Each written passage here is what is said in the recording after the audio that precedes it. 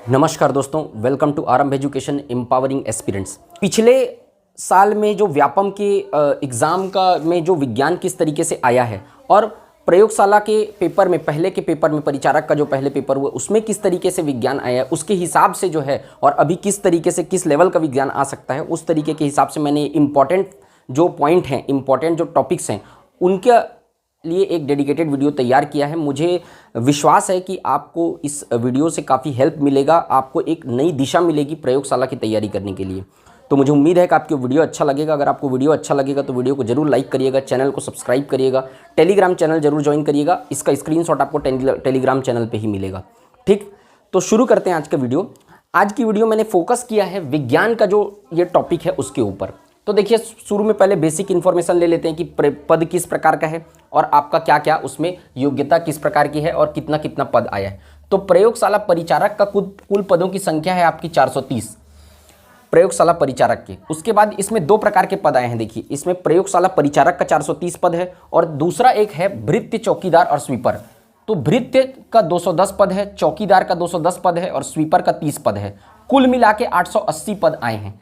ठीक, ये जो है वो आप कह लीजिए क्लास 4 का पद है। तो आप देख लीजिए यहाँ पर जो क्लास 2 के पद होते हैं, है ना, क्लास 2 में आपका डिप्टी कलेक्टर, डीएसपी, वो सब पद आते हैं।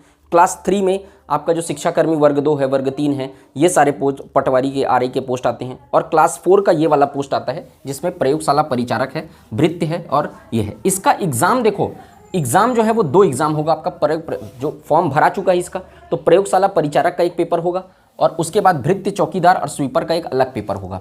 ठीक, तो यहाँ पर प्रयोगशाला परिचारक का भी सैलरी देखें तो 20,000 के ऊपर ही जाएगा और यहाँ पर इन लोग का सैलरी जो है 15,000 से 20,000 के बीच रहेगा।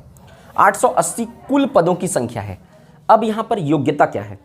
तो योग्यता देखिए, प्रयोगशाला परिचारक के लिए 10वीं पास, 10+2 उसमें लिखा हुआ है। बहुत से लोग कंफ्यूज हैं उसमें कि 10+2 मतलब से हायर सेकेंडरी 12th थोड़ी मांग रहा है।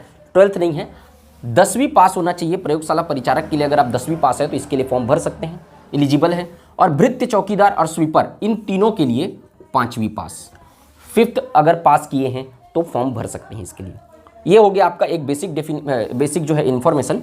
तो पार्ट 1 में हम लोग देखते हैं भौतिकी। सबसे पहले फिजिक्स के बारे में देखते हैं क्या क्या इंपॉर्टेंट सवाल, टॉपिक्स हैं और किस तरीके से सवाल इसमें पूछे जा सकते हैं। तो पहला टॉपिक है मोशन, गति। गति वाले टॉपिक पे अगर आप बात करेंगे हम लोग, तो गति में क्या क्या पूछा जा सकता है? राशियां, है ना, सदिश राशि क्या होती है, अदिश राशि क्या होती है। ठीक है, जैसे कि पूछेगा आपको सवाल इसमें किस तरीके से आता है, आयतन सदिश राशि है कि अदिश राशि है, समय सदिश राशि है कि अदिश राशि है, द्रव्यमान सदिश राशि है कि अदिश राशि है। एकदम बेसिक सवाल आएंगे, 10वीं लेवल के सवाल आएंगे।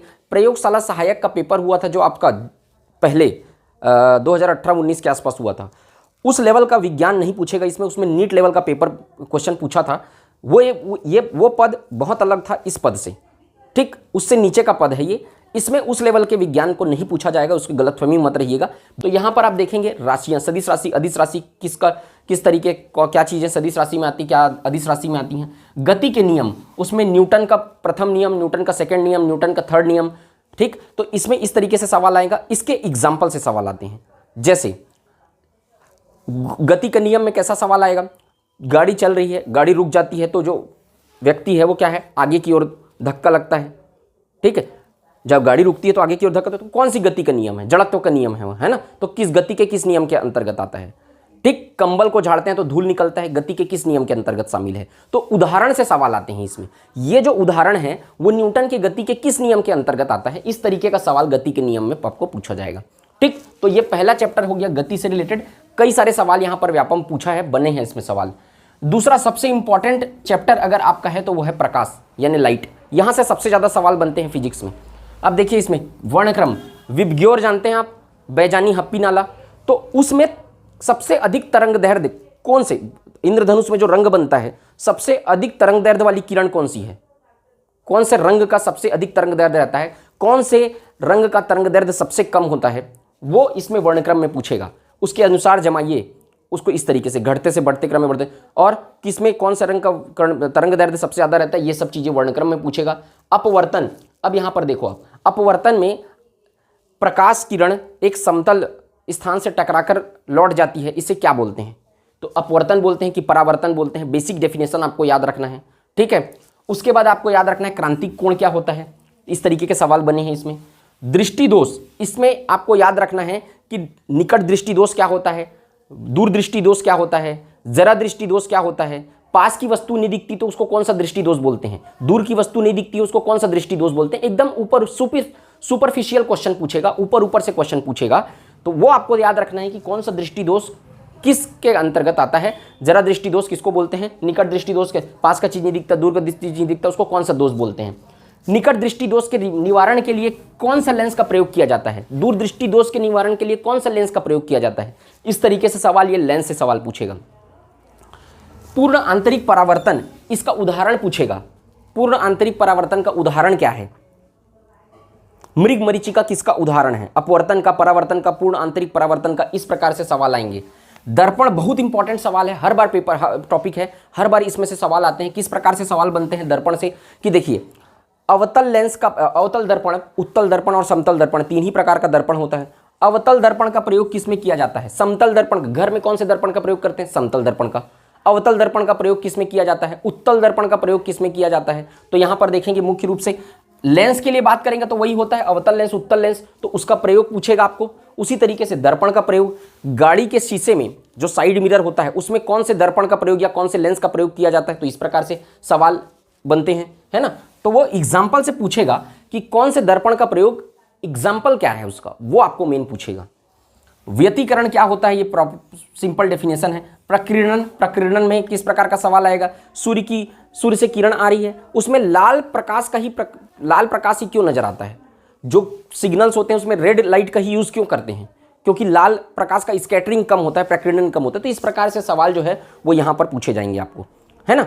तो वो सारे सवाल जो है, ये सबसे इंपॉर्टेंट टॉपिक है, प्रकाश से सबसे ज़्यादा सवाल बनते हैं, इसलिए मैंने इस पर फोकस किया है। तो यहाँ पे देखिएगा इस प्रकार से सवाल बनेंगे।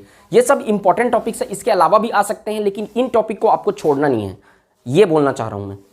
इसके बाद आएगा ध्वनि, साउंड से क्या क्या सवाल आता है, फ्रीक्वेंसी क्या है, आवृत्ति क्या होती है, अश्रव्य पराश्रव्य। देखो अश्रव्य कितने से कितने डेसिबल, सामान्य मनुष्य के लिए कितने डेसिबल की ध्वनि सुन सकता है, कितने से कितने डेसिबल तक की ध्वनि जो है वो सामान्य मनुष्य सुन सकता है। अश्रव्य कितने डेसिबल से कम की ध्वनि सुनाई नहीं देती है।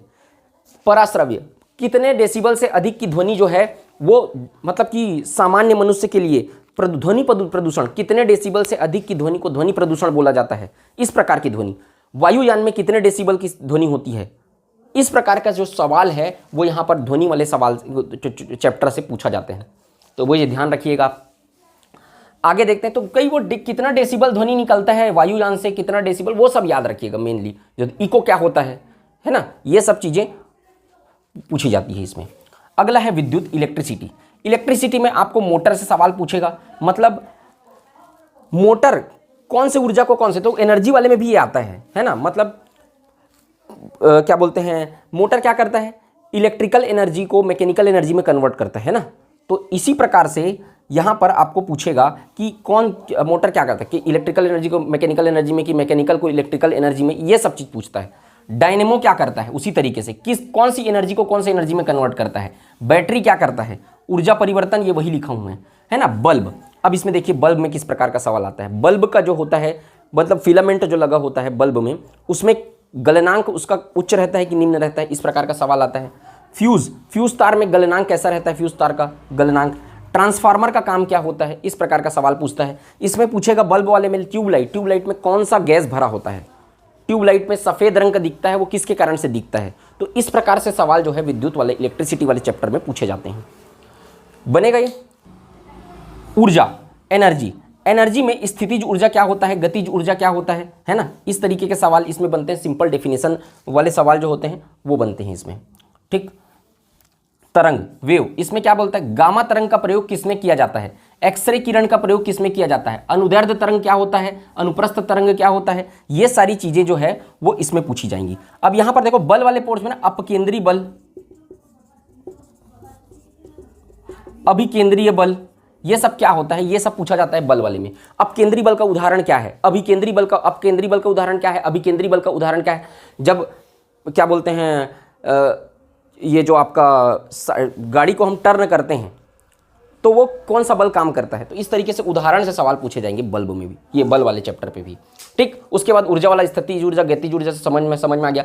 गामा तरंग का प्रयोग किसमें किया जाता है, एक्सरे का यूज किसमें किया जाता है, रिमोट कंट्रोल में किस तरंग का प्रयोग किया जाता है, इसका एक्सरे करने के लिए कौन सा तरंग का, गामा तरंग का प्रयोग कैसे किया जाता है, किसमें किया जाता है। तो एग्जाम्पल से रिलेटेड इसमें भी। अगला चैप्टर है चुंबकत्व, तो ये वाले में भी देख लीजिएगा। यहाँ पर हाइरार्की है ना, सबसे ज्यादा इंपॉर्टेंट, उससे कम, उससे कम, उससे कम, उससे कम, इस तरीके से। द्रव स्थितिक में आप देख लीजिएगा विस्कोसिटी वगैरह क्या होता है। और उसके बाद एक बेसिक टॉपिक है ये, तो मात्रक, किसका मात्रक क्या होता है, ध्वनि का, चाल का मात्रक क्या होता है, समय का मात्रक क्या होता है, दूरी का मात्रक क्या होता है, ये सब मात्रक वाले चैप्टर भी आप लोग देख लीजिएगा। तो ये जो है वो हाइरार्की है, मुख्य रूप से इसमें से सवाल ज़्यादा बनेंगे। ये टॉपिक को आपको नहीं छोड़ना है, यहाँ से सवाल ज़्यादा बनते हैं। ठीक, इसके बाद हम लोग सेकंड देखते हैं बायोलॉजी। बायोलॉजी, जीव विज्ञान। तो बायोलॉजी की अगर हम बात करेंगे तो इसमें सबसे ज़्यादा इंपॉर्टेंट टॉपिक जो बन जाता है वो रोग का बनता है। रोग में किस तरीके से सवाल आते हैं कि विषाणु जनित रोग, वायरस, बैक्टीरिया से होने वाले रोग कौन से हैं, वायरस से होने वाले रोग कौन से हैं, ये सब सवाल इसमें से आते हैं। बैक्टीरिया से हो, वायरस से रोग, कौन सा रोग वायरस से होता है, विषाणु से होता है, कौन सा रोग जीवाणु से होता है, सबसे ज़्यादा ये फिक्स है यहाँ से सवाल आना, इसलिए इसको सबसे पहले लिखा हूँ मैं।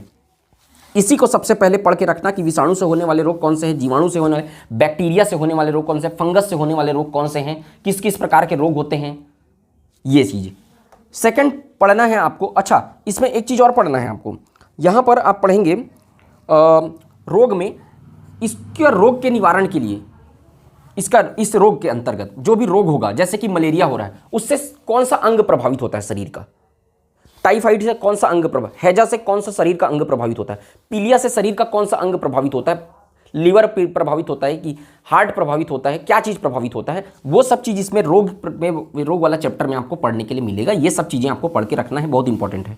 ट्रिक से भी, इसका ट्रिक होता है वो भी याद कर लीजिएगा। दूसरा परिसंचरण तंत्र, ठीक है, सर्कुलेटरी सिस्टम। सर्कुलेटरी सिस्टम में क्या पढ़ना है आपको, धमनी का काम क्या होता है, शुद्ध रक्त किस में बहता है, अशुद्ध रक्त किस में बहता है, शिराओं में शुद्ध रक्त बहता है कि अशुद्ध रक्त बहता है, धमनी में किस प्रकार का रक्त बहता है, शिरा, ये वही वाला।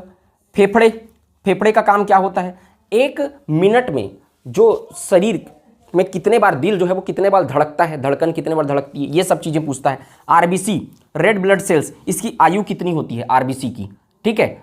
और व्हाइट ब्लड सेल्स, रोग प्रतिरोधक क्षमता कौन विकसित करता है ना, रक्त के बारे में मुख्य रूप से पढ़ना है। और ब्लड ग्रुप कौन सा ब्लड ग्रुप है, किस तरीके से होता है, वो सब चीज़ों के बारे में पढ़ना है ना। तो ये red blood cells, white blood cells को अच्छे से पढ़ के रखिएगा, इसकी आयु कितनी होती है, रोग प्रतिरोधक क्षमता कौन विकसित करता है। ब्लड के बारे में भी अच्छा पढ़ के रखिएगा कि एक मानव शरीर में एवरेज कितना ब्लड होता है, ठीक है।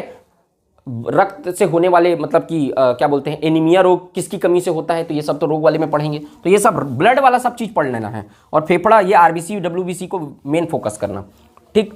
तीसरा है पाचन तंत्र, डाइजेस्टिव सिस्टम। इसमें पढ़ना है आपको लार में कौन सा एंजाइम होता है, ठीक। तो लार टाइलिन होता है। अमाशय कौन सा, क्या क्या स्त्रावण करता है, क्या क्या उससे निकलता है अमाशय से, ये मेन पूछता है आपको। लीवर से क्या क्या चीज़ की स्त्रावण करता है। प्रोटीन, 1 ग्राम प्रोटीन के जलने से कितने कैलोरी ऊर्जा बर्न होती है, कितने कैलोरी ऊर्जा निकलती है 1 ग्राम प्रोटीन जलने से। 1 ग्राम वसा यानी फैट के जलने से कितने ग्राम ऊर्जा निकलती है, ये सारी चीज़ें पूछता है। और कार्बोहाइड्रेट के जलने से कितने ग्राम ऊर्जा प्राप्त होती है, ये सारे सवाल इसमें पाचन तंत्र में पूछेगा। यहाँ पर पूरे हायरार्की से दिए हुए, रोग बहुत इंपॉर्टेंट है, उसके बाद परिसंचरण तंत्र से सवाल आते हैं, फिर पाचन तंत्र से भी काफ़ी सवाल आते हैं। इसके बाद इसी में एक टॉपिक है विटामिन, ये भी बहुत इंपॉर्टेंट टॉपिक है। विटामिन में आपको देखना है विटामिन ए की कमी से होने वाले कौन कौन से रोग हैं, विटामिन बी की कमी से कौन कौन से रोग होते हैं, विटामिन डी की कमी से, विटामिन के की कमी से कौन कौन से रोग होते हैं। और यहाँ पर आप देखिएगा कौन कौन से फलों में कौन कौन सा विटामिन पाया जाता है, संतरे में कौन सा विटामिन पाया जाता है, सेब में कौन सा विटामिन पाया जाता है, नींबू में कौन सा विटामिन पाया जाता है, ये सारी चीज़ें भी पढ़ के रखिएगा, है ना। और मछली में कौन सा, तो अलग अलग तरीके से कौन कौन से क्या क्या चीज़ में कौन कौन सा विटामिन होता है, ये सारी चीज़ें विटामिन वाला आपको पढ़ के रखना है इसके लिए। अगला आप देखेंगे कोशिका, प्रोटीन की फैक्ट्री। कोशिका वाले में क्या पूछेगा, सबसे पहले कोशिका के अध्ययन को क्या कहते हैं, साइटोलॉजी बोलते हैं। प्रोटीन की फैक्ट्री किसको बोलते हैं, इसमें आपको पूछेगा। माइटोकॉन्ड्रिया क्या है, कोशिका की रसोई किसको बोलते हैं, श्वसन स्थल किसको बोलते, श्वसन स्थल क्या है कोशिका का। तो कोशिका में कई सारे टर्मिनोलॉजी है, माइटोकॉन्ड्रिया आता है, केंद्रस आता है, न्यूक्लियस आता है, और अलग अलग चीज़ें आती है, सारे को पढ़ के रखना है। तो इस तरीके से सवाल आएगा, प्रोटीन की फैक्ट्री किसको बोलते हैं, कोशिका की रसोई किसको बोलते हैं, श्वसन स्थल किसको बोलते हैं। ज़्यादा डीप में नहीं पढ़ना है, मैं सिर्फ ऊपर ऊपर से बता रहा हूँ आपको, ये चीज़ें आएंगी इसमें। गुणसूत्र से सवाल आएंगे। और विज्ञान की शाखाएं, मतलब इसमें से क्या सवाल आएगा, विज्ञान की शाखा वाले, तो गुणसूत्र में कैसा आएगा, एक मनुष्य के कितने जोड़ी गुणसूत्र पाए जाते हैं, कितने जोड़ी गुणसूत्र, इस तरीके का सवाल इसमें बनता है। विज्ञान की शाखाओं में कोशिका के अध्ययन को क्या बोलते हैं, एक सवाल फिक्स है, यहां से आ गया 1-2 सवाल। कैंसर के अध्ययन को क्या बोलते हैं, दांत के अध्ययन को क्या बोलते हैं, पक्षी के अध्ययन को क्या बोलते हैं, पक्षी विज्ञान के अध्ययन को। तो इस तरीके से आती विज्ञान की शाखाएं में फैक्चुअल क्वेश्चन है, 1-1 नंबर का सवाल है, पेपर में पूछे जाते हैं। इसके बाद तीसरा नंबर देखते हैं रसायन विज्ञान केमिस्ट्री। देखिए तीनों में अगर सबसे ज्यादा कुछ आएगा ना तो ये फिजिक्स है, उसके बाद सेकंड नंबर बायोलॉजी है, उसके बाद तीसरा नंबर रसायन। केमिस्ट्री के कंपैरेटिवली कम सवाल रहते हैं। ठीक, केमिस्ट्री में मिश्र धातु से सवाल सबसे ज्यादा पूछे जाते हैं। मिश्र धातु मतलब पीतल, पीतल में कौन कौन से धातु के मिश्रण से पीतल बनता है, जर्मन सिल्वर किस किस धातु के मिश्रण से बनता है, गन मेटल किस किस धातु के मिश्रण से बनता है, ये सारी चीजें जो है वो मिश्र धातु के अंतर्गत पूछी जाती हैं। सबसे ज्यादा सवाल पूछने वाला टॉपिक है ये। दूसरा ईंधन, इसमें वाटर गैस में क्या क्या ईंधन होता है, प्रोड्यूसर गैस में क्या क्या गैस शामिल होता है, एलपीजी में क्या शामिल होता है, सीएनजी में क्या क्या गैस शामिल होता है, ये सारी चीजें इसमें ईंधन वाले चैप्टर में पूछी जाएंगी आपको। इसके अलावा पदार्थ वाला चैप्टर में क्या पूछा जाएगा, पदार्थ की अवस्था, वाष्पीकरण क्या होता है, संघनन क्या होता है, अपकेंद्रण क्या होता है। जैसे कि अपकेंद्रण क्या है, जो क्या बोलते हैं, ये आपका दूध से जल को अलग करने की विधि को क्या बोलते हैं, तो अपकेंद्रण। उसी तरीके से आप देखेंगे वाष्पीकरण विधि से क्या किया जाता है, समुद्र के जल से नमक को अलग किया जाता है, जल से नमक को अलग करने के लिए वाष्पीकरण करना पड़ता है। संघनन क्या है, आसवन, उसका उदाहरण पूछेगा आपको, तो वो ध्यान रखिएगा इस तरीके का। परमाणु संरचना, परमाणु द्रव्यमान, ये तो बेसिक टॉपिक है रसायन विज्ञान का, ये तो पढ़ना है आपको। अम्ल, क्षार और लवण, ये वाला टॉपिक पढ़ना है। और है अक्रिय गैसें, कौन कौन सी, हीलियम, नियॉन, आर्गन, वो सब अक्रिय गैसें में कौन कौन से गैसेस अक्रिय गैसों में शामिल है, ये सारी चीजें। तो इस प्रकार से इसमें आएगा। ये सब चीजें जो है वो यहाँ पर देखेंगे सबसे ज्यादा इंपॉर्टेंट है, ज्यादा सवाल बनते हैं, फिर इधर से सवाल बनता है, ये सबसे सवाल बनते हैं। और भी टॉपिक है लेकिन सवाल बनते हैं, लेकिन ये जो टॉपिक है मुख्य रूप से मैंने इंपॉर्टेंट टॉपिक्स को आपके लिए कवर किया है ताकि आपका काम आसान हो सके, आपको एक दिशा मिल सके कि किस तरीके से विज्ञान की तैयारी करें। दूसरा पार्ट है आपका छत्तीसगढ़ और भारत का भूगोल। अगर आप इसकी वीडियो भी चाहते हैं कि किस तरीके से इसकी तैयारी करनी है और क्या इंपॉर्टेंट टॉपिक है, अगर आप बोलेंगे तो मैं इसके लिए भी वीडियो एक डेडिकेटेड बना दूंगा। और इन टॉपिक्स पे ज़्यादा फोकस करिए। और फिर अगर कोई दिक्कत होगा तो कमेंट सेक्शन में कमेंट करके जरूर बताइएगा कि वीडियो कैसा लगा, आपको इसके वीडियो चाहिए कि नहीं चाहिए। ठीक, तो ये जरूर कमेंट करके बताइएगा। अगर आपको वीडियो अच्छा लगे हो तो वीडियो को लाइक करिए, चैनल को सब्सक्राइब करिए, ज़्यादा से ज़्यादा शेयर करिए। मिलते हैं नेक्स्ट वीडियो में। जय हिंद, वंदे मातरम।